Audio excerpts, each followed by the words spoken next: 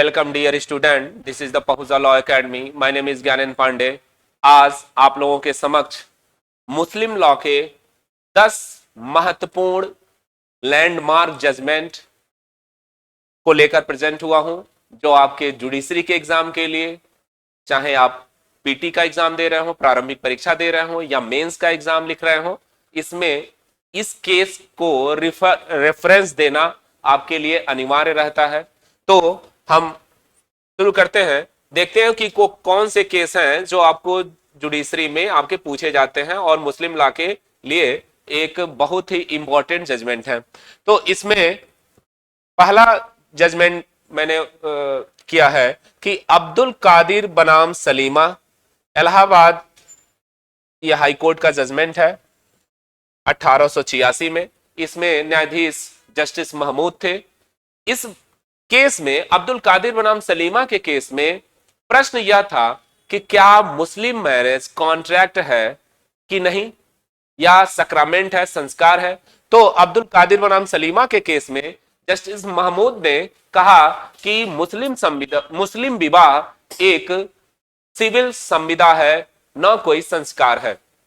यानी यह एक कॉन्ट्रैक्ट है, सिविल कॉन्ट्रैक्ट है, यह संविदा है, यह संस्कार नहीं है। तो इस केस में अब्दुल कादिर बनाम सलीमा के केस में जस्टिस महमूद ने यह बताया कि मुस्लिम विवाह एक सिविल कॉन्ट्रैक्ट है, सक्रमेंट के एलिमेंट उसमें नहीं है। क्यों? क्योंकि मुस्लिम कॉन्ट्रैक्ट में, मुस्लिम मैरिज में आप देखते हैं कि उसमें क्या होता है, प्रस्ताव होता है और स्वीकृत होती है, जिसे इजब और कबूल कहा जाता है। और जो मेहर है वो कंसिडरेशन के तौर पे देखा अब्दुल कादिर बनाम सलीमा के केस में जस्टिस महमूद ने। तो यह केस आपके जुडिशरी के लिए बहुत इंपॉर्टेंट है। प्री में चाहे मेंस में आप इसको जरूर रेफर करोगे। अगला केस आता है ठीक इसके उल्टे, अनीस बेगम बनाम मोहम्मद इस्तफा हुसैन का। यह भी इलाहाबाद हाई कोर्ट का है। इसमें जस्टिस सुलेमान थे।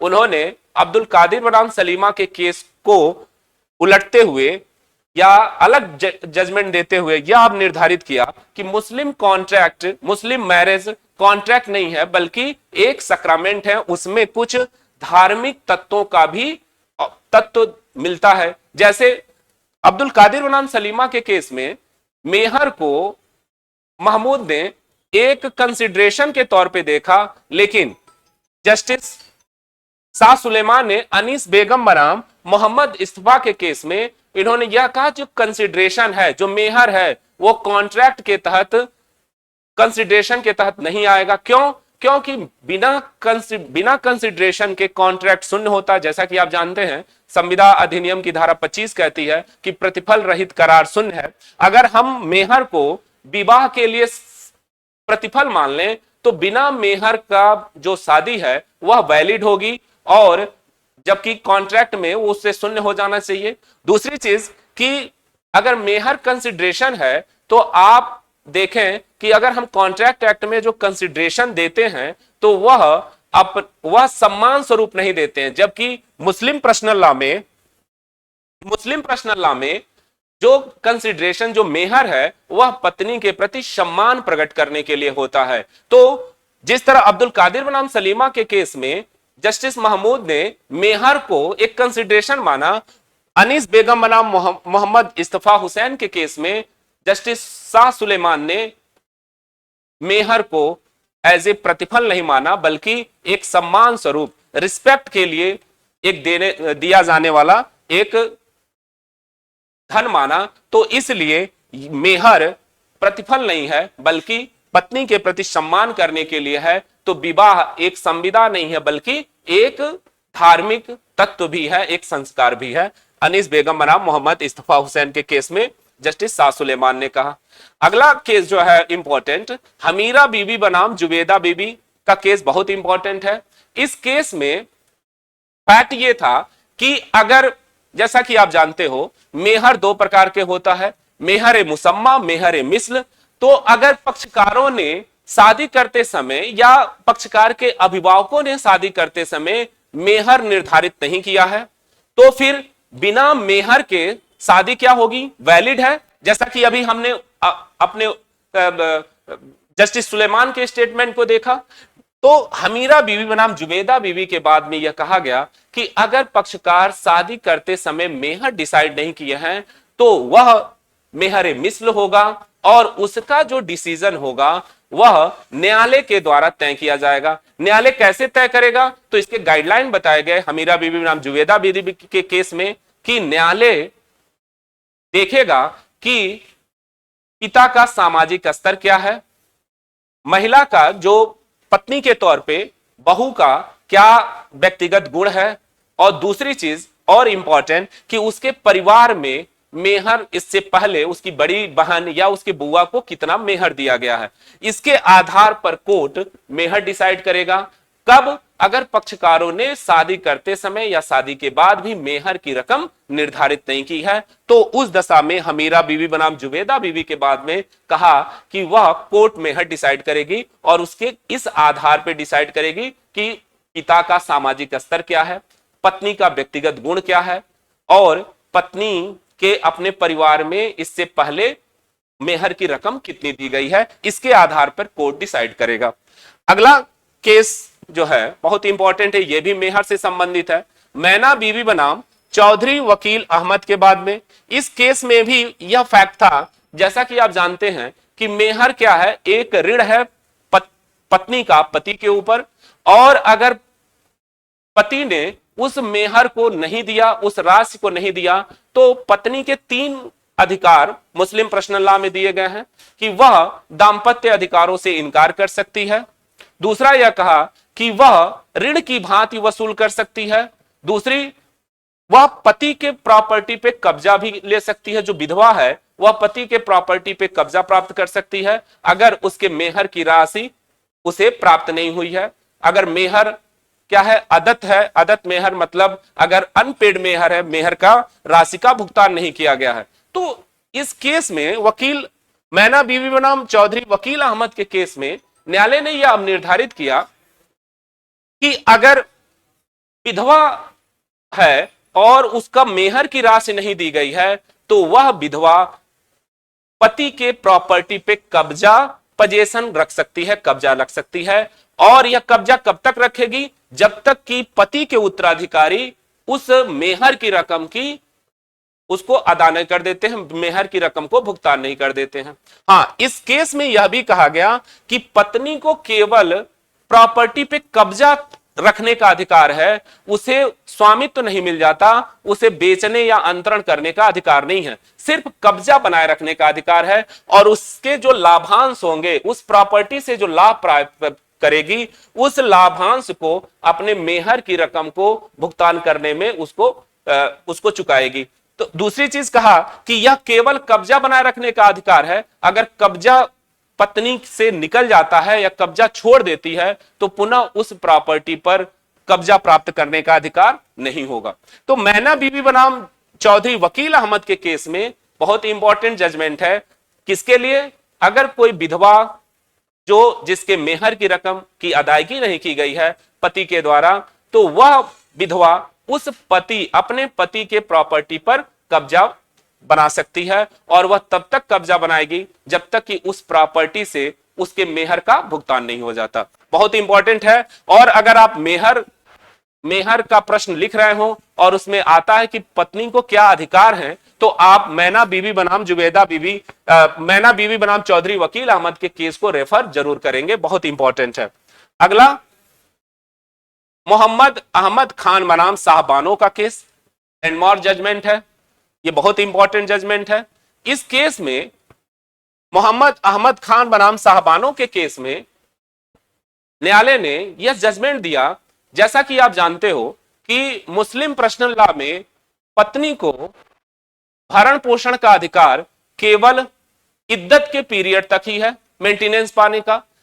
इद्दत की पीरियड अगर डाइवोर्स हो गया तो उस दशा में 3 मासिक धर्म तक या 2 मासिक धर्म तक वह क्या करेगा? अपने पति से मेंटेनेंस प्राप्त करेगी।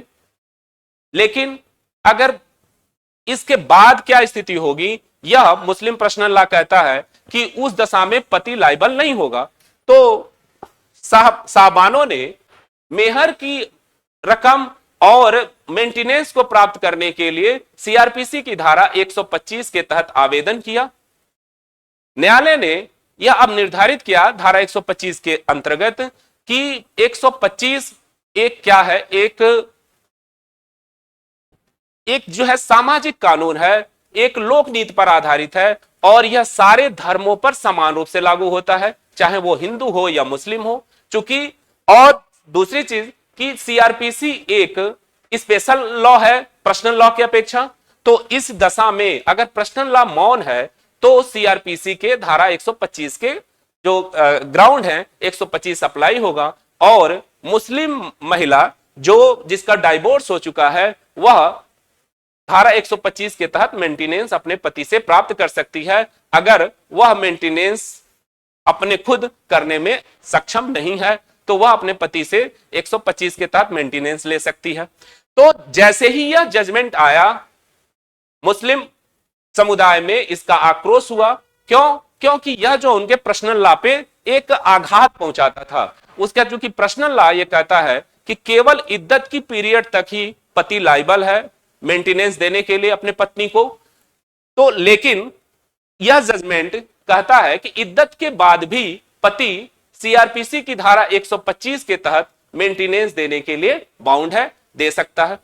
जब यह जजमेंट आया तो फिर इसका विरोध हुआ और विरोध होने के बाद केंद्र सरकार ने एक एक्ट पास किया जिसका नाम मुस्लिम महिला विवाह विच्छेद भरण पोषण अधिनियम 1986।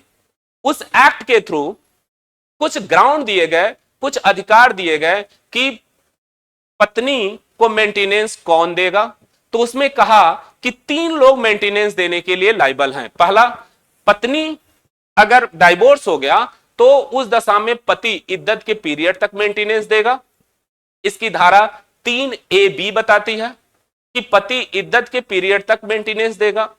दूसरा, धारा 4 कहता है कि अगर इद्दत की पीरियड समाप्त हो गई तो पत्नी के उत्तराधिकारी देंगे जो पत्नी की प्रॉपर्टी में हिस्सा पाने के लिए हैं। उसके रिश्तेदार देंगे, उसके नातेदार देंगे, उसके उत्तराधिकारी देंगे। अगर वो भी नहीं है तो धारा 4B कहती है कि वह मेंटेनेंस वक्फ बोर्ड से प्राप्त करेगी। यह इस अधिनियम की बात की गई। तो इस केस में मोहम्मद अहमद खां बनाम शाह हुसैन के बेगम के केस में यह जजमेंट आया। बहुत इंपॉर्टेंट जजमेंट है, लैंडमार्क जजमेंट है। और इसके बाद जस्ट इसके बाद डैनियल लतीफी बनाम भारत संघ का केस आया। डैनियल लतीफी साहबानों के वकील थे और उन्होंने साहबानों के जजमेंट के बाद जब यह एक्ट गवर्नमेंट ने पास किया उस एक्ट को चैलेंज किया डैनियल लतीफी के केस में। उस एक्ट की संवैधानिकता की जांच करने के लिए आवेदन किया कि यह जो एक्ट बना है मुस्लिम महिला विवाह विच्छेद भरण पोषण अधिनियम 1986 वह असंवैधानिक है। क्यों असंवैधानिक है? क्योंकि यह आर्टिकल 21 और आर्टिकल 14 का वायलेशन करता है, स्त्री और पुरुष में विभेद करता है। दूसरी चीज कि यह सीआरपीसी जो एक सामाजिक विधि है, एक लोक नीति के लिए बनाई गई है, उसके उल्लंघन में है। दूसरा यह कहा कि जो सुप्रीम कोर्ट का जजमेंट आया था साहबानों के, उस जजमेंट को शून्य करने के लिए यह अधिनियम लाया गया है जो सही नहीं है। अतः इस अधिनियम को क्या किया जाए? असंवैधानिक घोषित कर दिया जाए। इस केस में सुप्रीम कोर्ट ने यह अब निर्धारित किया कि वह अधिनियम मुस्लिम महिला विवाह विच्छेद भरण पोषण अधिनियम 1986 एक संवैधानिक विधि है और उसे शून्य नहीं किया जा सकता। लेकिन इस केस में सुप्रीम कोर्ट ने कुछ नए तथ्य भी जोड़े और यह कहा कि अगर पत्नी भरण पोषण अपने स्वयं भरण पोषण करने के लिए सक्षम नहीं है तो वह सीआरपीसी की धारा 125 के तहत मेंटेनेंस प्राप्त कर सकती है इस अधिनियम के बावजूद।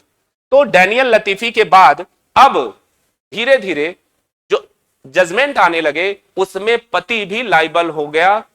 इद्दत के पीरियड के बाद 125 के तहत उसे मेंटेनेंस, अगर महिला 125 में आवेदन करती है और यह साबित करती है कि वह मेंटेनेंस अपने स्वयं करने में सक्षम नहीं है, तो उस दशा में पति मात्र इस आधार पर कि पर्सनल लॉ उसको इद्दत की पीरियड तक ही मेंटेनेंस के लिए प्राधिकृत करता है, वह इससे बच नहीं सकता। क्यों?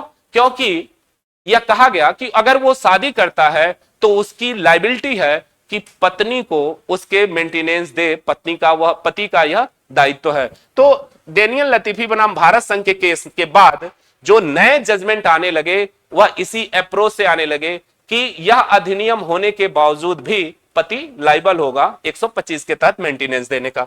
बहुत लैंडमार्क जजमेंट है, बहुत इंपॉर्टेंट है। अगला यह कहा कपूर चंद बनाम कदरुन्निसा बेगम, इस केस में भी न्यायालय ने यह अब निर्धारित किया कि जो मेहर की रकम है वह एक, जैसा कि आप जानते हैं कि पत्नी का जो यह अधिकार है मेहर का, वो 3 अधिकार दाम्पत्य अधिकारों से इनकार कर सकती है। दूसरा यह कहा कि वह ऋण की भांति मेहर की रकम वसूल कर सकती है। और तीसरा अभी हमने यह बताया मैना बीबी के केस में कि वह प्रॉपर्टी जो पति की है उस पर कब्जा पोजीशन रख सकती है। इस केस में यह कहा कि यह जो मेहर की रकम है वह साधारण ब्याज की दर से उस पर ब्याज वसूल करेगी। दूसरी चीज कि अगर चूंकि यह एक ऋण है, लेकिन इसका यह मतलब नहीं कि अगर पति के अन्य लेनदार हैं, पति जो है किसी अन्य का भी ऋणी है, तो इसका यह मतलब नहीं कि पत्नी का यह जो ऋण मेहर का है उसको वरीयता दी जाए, यानी वरीयता नहीं दी जाएगी, बल्कि अन्य ऋणों की भांति यह भी एक ऋण होगा और पति की प्रॉपर्टी उस पर लाइबल होगी, लेकिन पत्नी को वरीयता नहीं दी जाएगी अन्य लेनदारों की अपेक्षा। तो यह इस जजमेंट में कपूर चंद बनाम कदरुन्निसा बेगम के केस में न्यायालय ने अब निर्धारित किया। अगला केस है नूर सबा खातून बनाम मोहम्मद वसीम। इस केस में भी न्यायालय ने यह निर्धारित किया कि अगर बच्चा जो अपना भरण पोषण नहीं कर पा रहा है, सक्षम नहीं है, तो वयस्कता की उम्र तक अपने पिता से मेंटेनेंस प्राप्त कर सकता है। नूर सबा खातून बनाम मोहम्मद वसीम के केस में यह बच्चों के लिए कहा कि अगर मुस्लिम बच्चे में सक्षम नहीं है मेंटेनेंस के लिए, तो वह वयस्कता की उम्र तक, जब तक कि 18 साल के नहीं हो जाते, अपने पिता से मेंटेनेंस की राशि वसूल कर सकते हैं। इंपॉर्टेंट जजमेंट है। अगला जो है कहा कि मोहम्मद अलहदाद बनाम मोहम्मद इस्माइल। इस केस में फैक्ट यह था कि मोहम्मद अलहदाद एक पुत्र, इसमें एक्नॉलेजमेंट के संबंध में प्रश्न था। मुस्लिम पर्सनल लॉ में एक्नॉलेजमेंट जो अभिस्वीकृत होती है, अभिस्वीकृत का जो प्रश्न होगा वहां उत्पन्न होता है जहां बच्चे का जन्म डाउटफुल हो, डाउट इस बात का हो कि बच्चा इसी माता पिता से पैदा हुआ है। इस बात को लेकर अगर डाउट है, संदेह है कि वह बच्चा किसका है, और बच्चे के पिता ने उसे अपने पुत्र के तौर पे एक्नॉलेजमेंट किया है, अभिस्वीकृत किया है, तो वह पुत्र उस पिता का धर्मज पुत्र माना जाएगा। लेकिन यह आवश्यक है कि उस जिसका वह पुत्र एक्नॉलेजमेंट के तौर पे कर रहा है, उसका और उसकी मां के बीच शादी के संबंध में वैध संबंध होना चाहिए, यानी ऐसा संबंध नहीं होना चाहिए कि उनके बीच शादी वैलिड ना हो सके। इस केस में जब यह मोहम्मद अलहदाद पैदा हुआ तो यह कंफर्म नहीं था कि इसके पिता जो गुलाम गौस नाम था, उसका और उसकी मां के बीच जो संबंध थे वह शादी के दौरान यह बच्चा पैदा हुआ।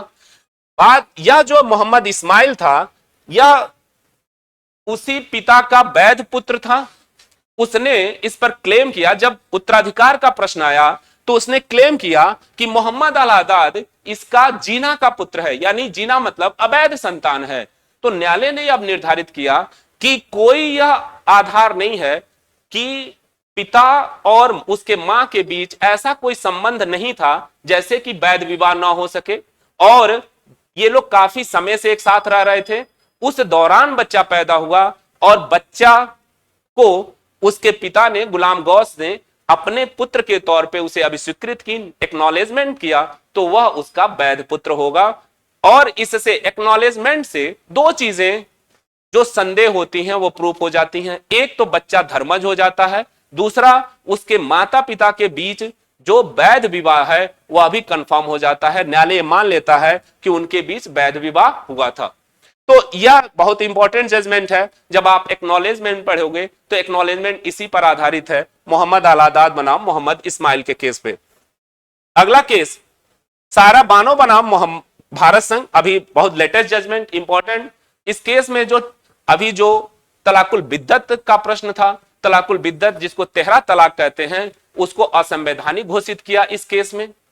तिहरा तलाक आप जानते हो कि यह सुन्नी शाखा के केवल हनफी शाखा में मान्य है, और तिहरा तलाक जिसको तलाकुल बिद्दत कहा जाता है कि एक ही बार में अगर पति अपने पत्नी को डाइवोर्स दे रहा है, 3 बार तलाक तलाक कहता है, तो वह तलाक इर्रेवोकेबल हो जाता है, अप्रतिसंहरणीय हो जाता है, फिर उसे रिवोक नहीं किया जा सकता।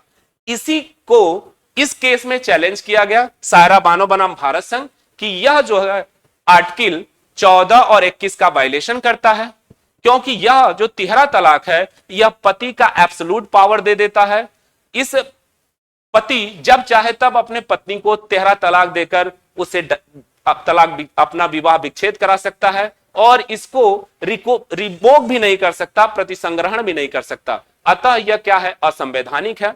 तो हमारे पार्लियामेंट ने इस पर अधिनियम बनाया जिस पर तलाकुल बिद्दत को असंवैधानिक घोषित किया। दूसरी चीज, अब इस पर अपराध भी यह घोषित किया कि अब कोई पति तलाकुल बिद्दत या ऐसी ही प्रथा का फॉलो करते हुए डाइवोर्स देता है तो उस पति पर एक संज्ञेय अपराध करेगा और उसे 3 साल की सजा होगी। दूसरी चीज कहा कि यह जो अपराध होगा, एक अपराध होगा तलाकुल बिद्दत, और यह एक समनीय अपराध होगा। दूसरी चीज कहा कि जो पति को जमानत दी जाएगी, और जमानत तब तक नहीं दी जाएगी जब तक कि पत्नी का कंसेंट नहीं ले लिया जाता।